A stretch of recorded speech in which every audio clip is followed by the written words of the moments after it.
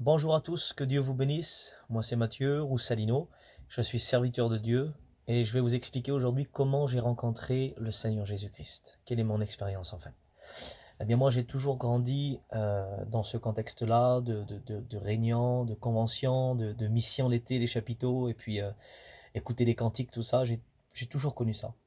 Mais voilà que je ne faisais pas la volonté de Dieu. J'avais, on va dire, j'avais un pied dans le spirituel et un pied dans le monde aussi. À l'âge de 18 ans, j'ai passé mon permis et puis il y a eu un rêve qui est né dans mon cœur, un désir vraiment fort, c'est de gagner ma vie en faisant de la musique. Et puis, c'était jouer en fait tout simplement du jazz manouche. Et vous allez peut-être me dire, mais il est où Mathieu le mal? Jouer du jazz manouche, c'est beau, c'est de la belle musique. Effectivement, c'est vrai, c'est beau, il n'y a pas de problème. Le mal, il n'y a rien du tout là-dedans. Mais Dieu ne passait plus en premier. C'était la musique qui passait en premier et Dieu en second. Et voilà, c'était le problème. Et puis vous savez, j'étais arrivé à un point où, où beaucoup de guitaristes de jazz manouche, là, pour moi, c'était devenu des dieux, c'était des idoles. Et quand on rentrait dans ma caravane chez moi, il y avait des photos à peu près partout, j'avais plein de CD. Et j'allais souvent de fois, j'ai été à la Shop des Puces quand j'étais à l'âge de 18 ans. Plus d'une fois, j'allais là-bas tous les dimanches pour écouter les guitaristes et vraiment, j'étais passionné. Mais puis ça prenait de l'ampleur de plus en plus. Mais voilà qu'un jour, je bénis Dieu parce qu'un jour, il y a un de mes cousins qui est venu vers moi, puis il a été envoyé de Dieu. Et il m'a parlé avec amour. Il m'a dit, Mathieu, il dit, tu sais, je voudrais te dire quelque chose. Il dit, je voudrais vraiment pas te blesser, je voudrais pas te faire mal. Mais il dit, j'ai vu ton style de vie un petit peu comment que tu fais. Il dit, j'ai vu que tu as un pied dans le spirituel, tu peux jouer de la guitare, des cantiques, tu chantes, tout ça. Et d'un autre côté, tu as un pied aussi dans le charnel, parce qu'il y a aussi cette musique là qui vraiment qui brûle à l'intérieur de toi. Et puis, alors c'est vrai, même lui me disait ça. Il n'y a rien de mal dans cette musique-là, le jazz, mais, euh, mais il voyait quand même que cette musique-là, elle prenait la première place, en fait, tout simplement. Et ces fameux guitaristes, en fait, c'était des idoles, c'est devenu des idoles pour moi. Et voilà qu'il m'a parlé avec amour et vraiment, et les paroles qu'il était en train de me dire, là, ça rentrait dans mon cœur et ça me faisait du bien.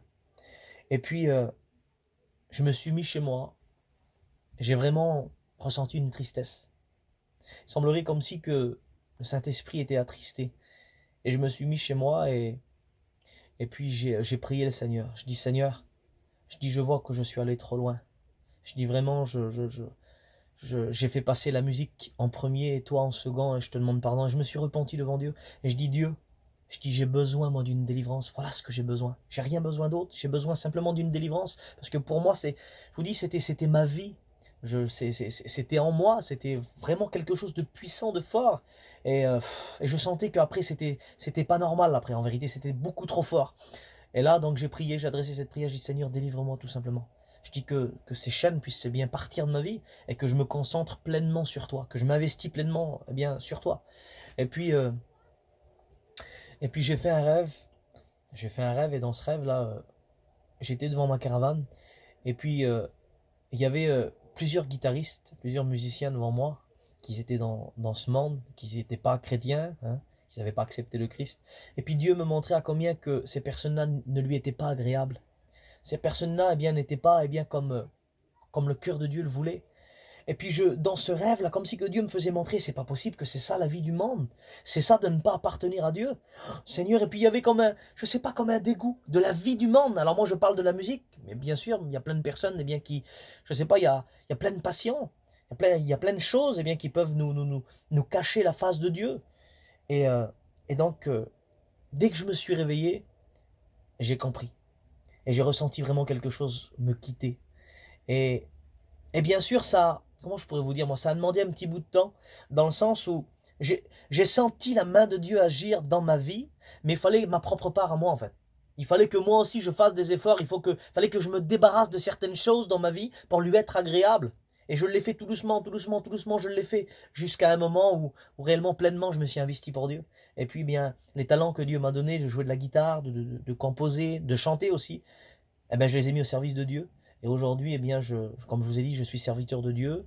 J'ai fait mes écoles bibliques et je prêche la parole de partout. Il n'y a pas de favoritisme. Et puis en Dieu, c'est vrai, il n'y a pas de favoritisme. On prêche à toutes les ethnies, toutes les familles. Et puis mon cœur est brûlant. Il est brûlant d'amour pour les âmes qui sont perdues, les âmes qui sont sorties de la maison de Dieu. Et pour les chrétiens, pour toute la population en fait. Mon cœur est brûlant pour prêcher sa parole, pour chanter, pour tout ce que ma main trouve à faire, je veux le faire pour Dieu. Et je voudrais vous encourager, eh bien, peut-être que tu n'appartiens pas au Seigneur, toi qui regardes cette vidéo, et puis tu es pris par des patients, par des choses, et tu sens quand même qu'il y a un poids, eh bien, sur ta vie. Je t'encourage à accepter le Christ, à venir au Seigneur, et puis à réellement t'humilier, et à déchirer ton cœur, pas tes vêtements. Il y a un passage dans la Bible qui dit ça, déchirez vos cœurs et non vos vêtements. Et ça, c'est une image en voulant dire, eh bien, faut arrêter eh bien de se mettre à genoux, de lever les mains, de crier au secours. Et puis, bien sûr, qu'il y a des personnes qui le font, ils sont sincères devant Dieu. Mais il y en a plein qui le font, puis qui ne sont pas sincères. Réellement, dans leur cœur, il n'est pas humilié. Peut-être que leur corps est humilié, ils se mettent à genoux devant Dieu, puis nous, on pourrait les regarder, et on pourrait dire, bien, ça, c'est un homme de Dieu, ça, c'est une femme de Dieu. Mais réellement, leur cœur, il n'est pas humilié. Et David va dire ça, et je terminerai cette vidéo.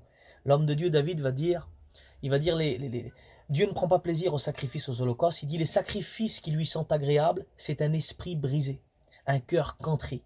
Alors je t'encourage, mon frère, à t'humilier devant Dieu et à vraiment à répandre ton cœur, ton âme devant le Seigneur et de dire Seigneur, j'ai besoin de toi. Seigneur Jésus, je veux t'accepter comme mon sauveur, comme mon maître. Je crois que tu es venu il y a 2000 ans, tu es le Fils unique de Dieu, tu es venu sur la terre et que tu as donné ta vie pour le monde entier, tu es mort, mais tu as ressuscité. Dieu t'a ressuscité le 3e jour. Tu es parti nous préparer une place afin que là où tu es, nous y soyons aussi un jour. Et bientôt l'Église va partir, mes frères. Que Dieu vous bénisse et je vous encourage à faire la paix avec le Seigneur. Et n'importe quel patient, Dieu là, c'est rien pour le Seigneur. Mais simplement, il faut notre propre part, il faut répandre notre cœur, notre âme devant Dieu. Et Dieu interviendra. Et votre vie va changer. Que Dieu vous bénisse à tous. Prenez soin de vous.